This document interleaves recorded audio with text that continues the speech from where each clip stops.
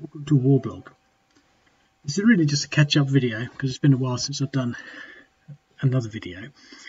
I'm managing to sort of keep up relatively up to speed with events, but obviously it's all go in Afghanistan at the moment. In particular, the fall of Jowzjan, the fall of Sheberghan, and what sort of prompted me to do this video is the fall of Kunduz and Saripur. Now Kunduz is a big one, and I sort of thought, Kunduz, haven't I just sort of done that? Well, I look down here, the defence of Lashkar, the battle for Herat, and I thought, hang on, Kunduz. Well, the Kandahar offensive, that was one of the first of the the big ones that I did. The battle for Baghis province, go away. And then before that, there's really not a lot in this Afghanistan type thing. But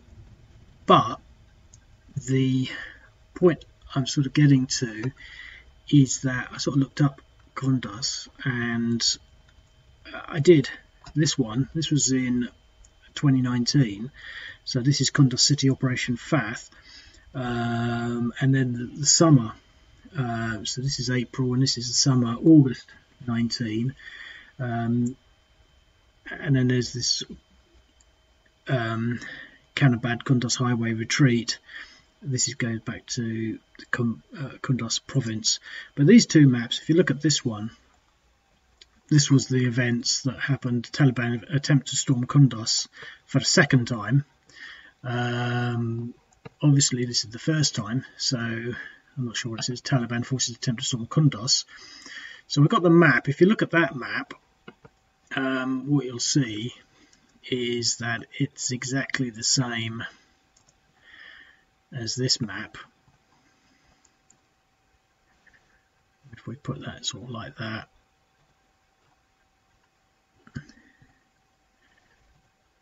And what I was tempted to do was do the same thing again, but that's just cheating. I mean, 3 I think was sort of, no, I'm not going to do that. So what I'm going to do is, so obviously this just happened today, so I'm going to create a map, a new map for Kunduz, and just see how it changes. But you get the same places and sort of think, well, you know, could I just use this exact same scenario, and what's the difference between this one and this one?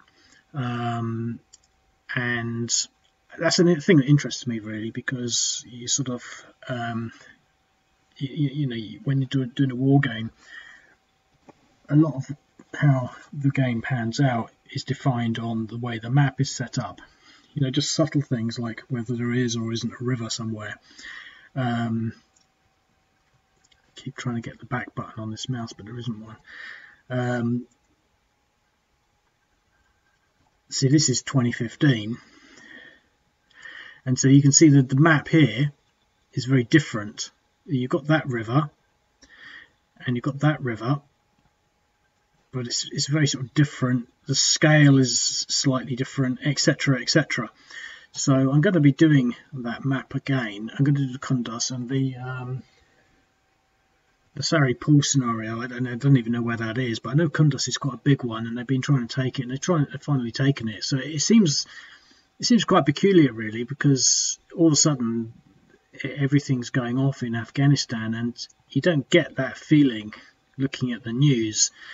I look at certain websites, and you would be lost to sort of realise that there was this sort of stuff happening. I saw it on the BBC, but even so, you know, the major headlines, I'm not saying it should be major headlines, but it does seem quite abstract in sort of, you know, the broader context of what's going on really, in not so much in the world, but in the eye of the media.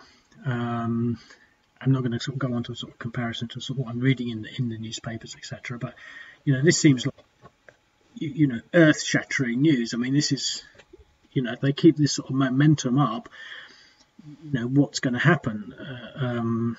You know, I haven't really sort of considered it too much, but it does seem to be sort of, I don't know. It's strange really, because there's no sort of point of reference. I was South Cunt.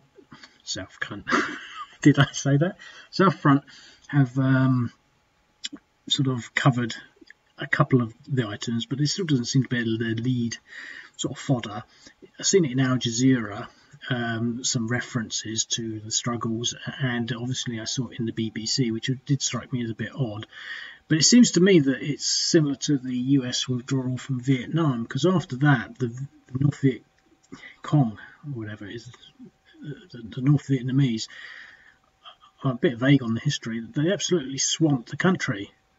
So all those years were lost, and then it was only negotiations that sort of restored, the North-South divide, so to speak. And to be quite honest, I can't even remember exactly how that panned out. But it seems to me that, to some extent, that's what's going to happen. And there are some sort of talks about, Turkey going in to enforce, the defence of certain airports, and the US will be having, they will be providing air support from outside of the country. It sort of makes you wonder, sort of, what really is going on. I'll just click into here. I'll play this in a second, but I think they're sort of saying, the US have been in there for 20 years, and it's a failure. They haven't managed to sort of restore peace. And I think this sort of withdrawal clearly indicates that they were serving a purpose and a role, but obviously that should be done by the Afghan government, and it would appear that they can't actually do that. But the thing is, I'm sort of trying to get to is, it's quite abstract in my own sort of perception of what I'm trying to communicate. But there's a film, and there's other sort of constructs around this idea in numerous other sort of mediums. But there's this sort of, they're defending against an enemy, and people are beginning to doubt whether the enemy's there. It's a science fiction film, and they're in this sort of this sort of defense point. This guy's on his own, and he's sort of defending from these sort of like these supposed monsters, and he begins to suspect that there aren't any monsters, that it's just all a big scam, and he begins to sort of like not bother with his duties, and then he starts to follow up on sort of some sort of information he has on his predecessor who sort of went mad or something. And he begins to suspect that he didn't go mad, that he just realised there were no monsters, and he just went off on his own. And he starts to sort of, give up his duties, and he's not really maintaining his defensive position as he should. But of course, the thing is, it turns out there are actually monsters, and the station gets attacked, and he basically ends up getting eaten by these massive monsters. But the thing is, it's like, sort of think about what are the Americans doing in Afghanistan. They're serving no purpose, and all of a sudden, when they leave, it becomes quite apparent, the sort of what they were doing really. But anyway, so it's a bit odd, because this one, I think, or at least the other one, I'm going to do this one, but the first one, let's find it. Zaranj. I have actually made a note of this. Reports state that the city fell without a fight after the Afghan government failed to send reinforcements.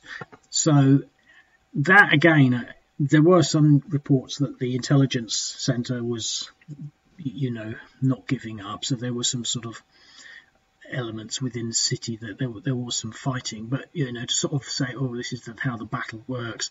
A lot of these troops apparently sort of fled across the border into Iran.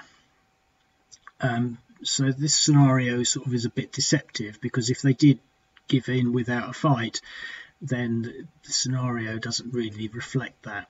You'd have to role play that by running away with all your troops. And similarly, I'm not sure how much sort of fighting has gone on in this one. And as I say, I think the key thing for me today is the Kunduz and the Saripur scenarios, which I'm going to write. So what I'm doing really is just creating a video to keep my YouTube thing up to speed, so to speak. But I'm going to have a just quick look at this. I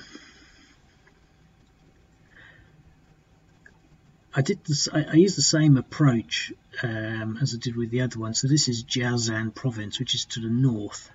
The other one, Zaranj, was in the south west, bordering on Iran. But I think to some extent it's quite a big game, and you'd have to really start doing a lot of thinking, and I don't really want to be doing that. But I don't want to just start moving the units, but what you've got to do is start thinking and sort of think, well, okay, well, we've got, yeah, just do my favourite thing and get the drawing tool out. Use blue. No, not blue, it looks like a river. White. I've got all these colours, but I only use the same colours really. I think, oh, can't I get some colours that are really useful and good? And a load of them are just a bit of rubbish. But we've got a front down there. Let's put it up to 10.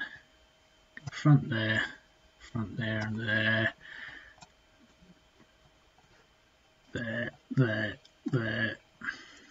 There. This one here is hardly worth considering. But I start to think, well, you know, obviously we've got this road. Now, if we can clear that road, we can come down here quite quickly. Now, obviously we've got reinforcements, so this isn't all they have. But I think when you start to sort of consider it, you sort of think, well, what is actually going on? You know, you can see that all these outlying towns and villages can be taken, you know, with a lot more ease. And I think to some extent you sort of say, well, okay, we're going to do those first, and that's why we've got these police elements in there. Most of them have got something else, but my intention was to sort of have them just with police, but they seem to all be stacked up with other things. I don't think they're all police. But I think the thing is to sort of say, okay, well, we're going to sort of, we want to take this road. It's a highway, so it's going to be quick, and we want to take this highway, but we also want to take this road. So we want to take the roads, but there's no real road network in this sort of area here. But we've got these two sort of rogue mechanised units sort of patrolling it, so we've got to deal with those. So I think we can sort of almost assume that we can possibly deal with those elements somehow with these, but there's only one little guy on his own, so he's a bit lost. But again, it's sort of not rocket science, but sort of thinking, well, hang on, we can probably, so if we use this for things that we're probably certain of being able to sort of take, we can probably take that and move up the road here and take that, and come down here and take that, come down here, take that, come down here, take that, and also pump him out the way. Here, what we do with this guy is probably say, well, he's a bit different, so let's use a green for him. So he's just going to hold, because I don't want to move forward with him, but we could threaten these places, so we could sort of push him there into a holding position that sort of threatens both of these for all that's worth. We might get some reinforcements, and they might move from there because of the threat of this larger unit coming down the highway. And similarly, you know, here I think we want to hold here, if not even just sort of move out the way, you know, because that will cause him to sort of move this, so he can move over here and take it, you know, a central point for us. And here I think what we've really got to do is sort of say, well, okay, well, we can leave this point and we can maybe threaten it with something. So we want to divide our forces, so we've got something to go up here, but also something then to threaten here, and also to essentially join up with this guy and to sort of really root out this. So this unit here is going to be sort of largely to clean out these units, but they might run away anyway. And I think you sort of think, well, okay, well, that's the first part of this game, and we haven't even got anywhere near to Sheberghan, if that's how you say it. And you know, this is how games work, and you know, it's obviously quite a big one, so we can't really sort of start to sort of consider, you know, what's going to happen once we get in there. But the only thing I will say is that, let's just go to the game. There are a lot of police units, so there's police and infantry there, two lots of police in there, police and mechanised in there, so that's sort of dangerous. Two police units in there, police mechanised, so they're not exactly really walkovers. But once you get past these sort of what might be hard nuts to crack in the first instance before we get our full reinforcements, is that I've done this deliberately. There's lots of 1-1 units, because once the Taliban get into a city unit they're really, really difficult to get out. You're not going to get them out, not without a concerted effort, because they get sort of, they go from being a 1 defense up to sort of, up to an 8, and then that's doubled into urban, so 16 and 24 in heavy urban, so you need 24 to get around it, and you're not going to do it really, not without a lot of hassle.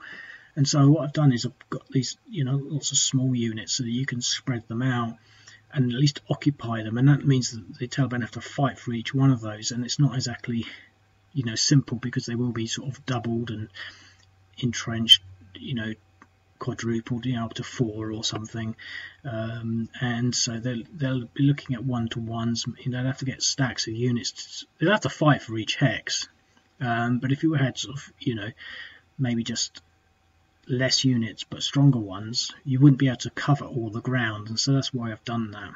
So you could say that these are really sort of, this is one company split into 3 or something like that. It's all representative. So, but I think at this stage we can't really predict or anticipate how that attack is going to fall out. I mean, they might just withdraw everything into the city to get as big as stacks into the city areas with the greatest amount of sort of defence as they can to protect their artillery, and then to just sort of really wait for the Taliban to come in and take them out piecemeal, or hold and defend these these sort of outlying areas, because you've got to sort of do the role play as well. You can say, well, if we can hold them here and cause them sort of damage here, then that would be how you might do it properly. You're not just going to give up all these places and hide in the city.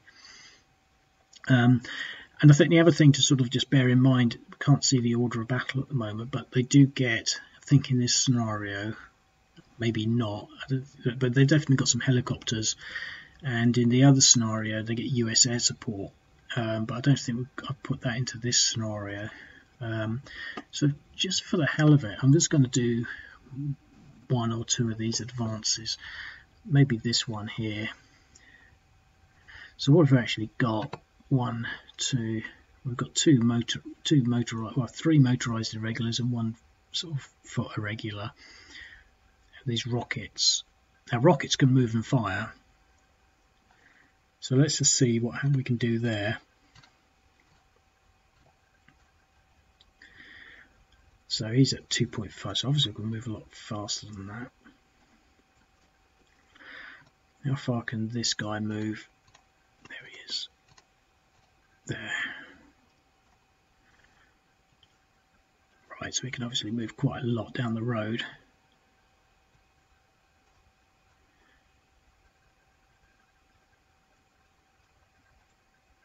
Do I want to get into there?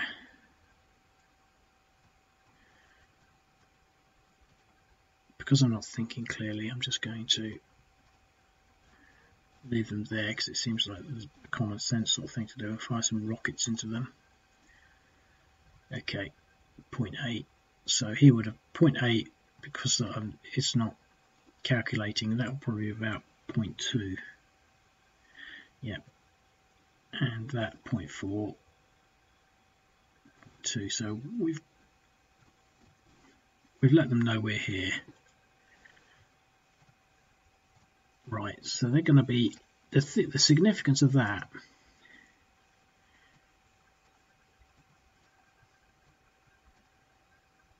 is quite interesting.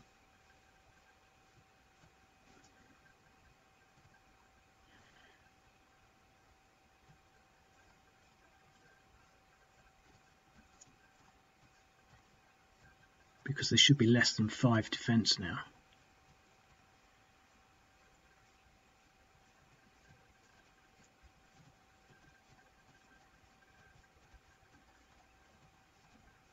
Right, so this is our opening gambit. And as I keep saying, we could have had just that as one game. Let me see how this works. Now, hopefully, we'll get the less than 5 qualifier, which will mean that they'll be on 5, 10, 15, 20. If I'm wrong, they'll be on 4, plus the surrounds. Ooh, the anticipation. Yes, so we got it. We got that because they were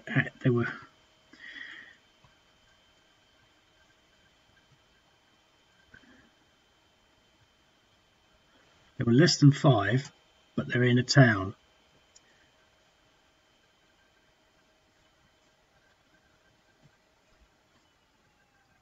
It was all fractional, wasn't it? Very fractional. But we got a DR on that. So we'll push them out. So that's quite interesting. Do we have any movement left? He can't move. But once we're in there, and I think we're definitely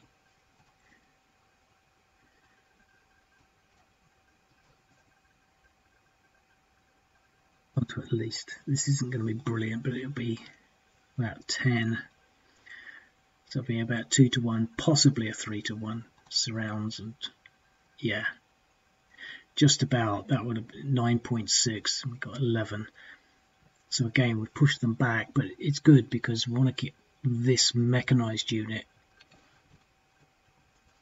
to be as damaged as possible, as early as possible. Is it possible to follow up on that? No movement. No movement. But he can still do something. So we'll fight.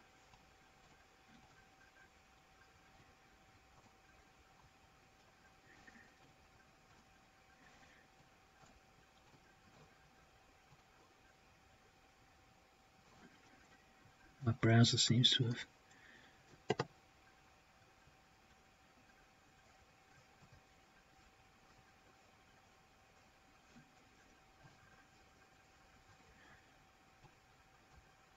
right.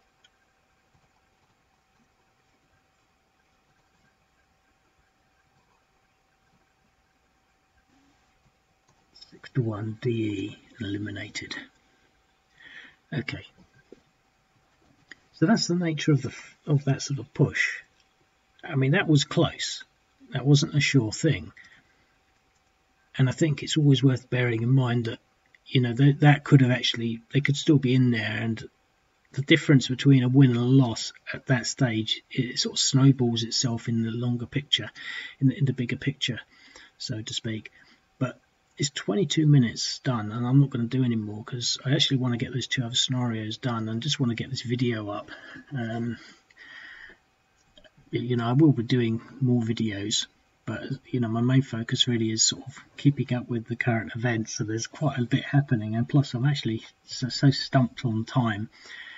I don't know where it all goes really, but it's sort of, I don't know, it's sort of, oh, I've got no time.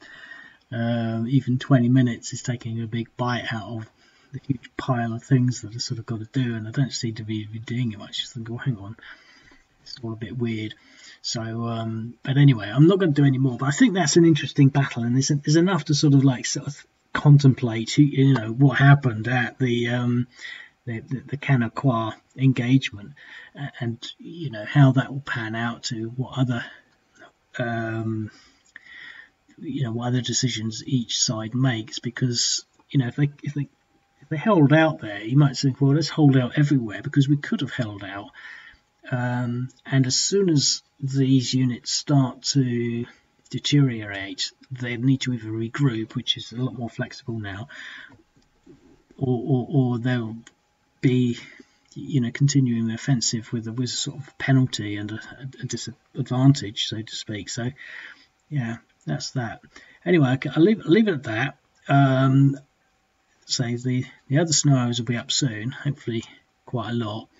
And of course, it's my every intention to clear this embarrassing backlog of games. There's the Kandahar offensive, that's not fallen yet, but there's quite a few sort of still pending, and I'm not sure how many there are. There don't seem to be as many as I thought there were, but you know, I seem to recall this one. This was one I thought, oh, I'll really get into some of the more historic ones, so I haven't finished that. So there's still quite a few. This, there you go. There's a few more. There's still quite a lot of scenarios to be done, and I'm just thinking, oh, I've just got to do them. And obviously I haven't got around and done any of them yet. But I mean, this was from January. You know, January. I think this is about as far back as it goes. I mean, there might be a few more. I mean, I know there are some from years ago that I haven't done. Korean War, Battle of River Cum, sort of, you know, things like that, still sort of pending. So, but yeah, it is my intention to address the issue of the backlog as well. But yeah, anyway, I hope you enjoyed that, and I'll speak to you later. Cheerio.